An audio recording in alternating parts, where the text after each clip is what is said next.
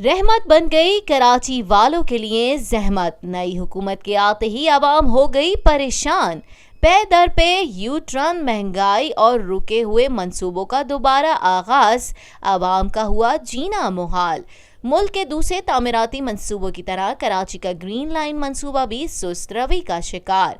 शहर के आम हिस्से में तामीराती काम के बायस मुसलसल ट्रैफिक जैम, ट्रैक बंद होने से तलबा और तालिबात और दफातर जाने वालों को मुश्किलात का सामना।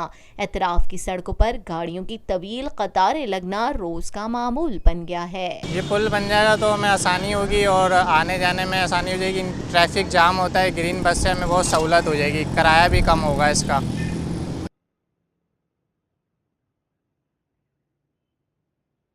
तो बड़ी मुश्किलात हो रही है क्योंकि काफ़ी स्लो काम हो रहा है ना इस पर, तो आने जाने वालों का बड़ा मसला होता है। सुबह यहाँ बच्चे को कॉलेज भी छोड़ना होता है, तो ये काम अगर जितनी जल्दी हो सके उतना बेहतर है ना।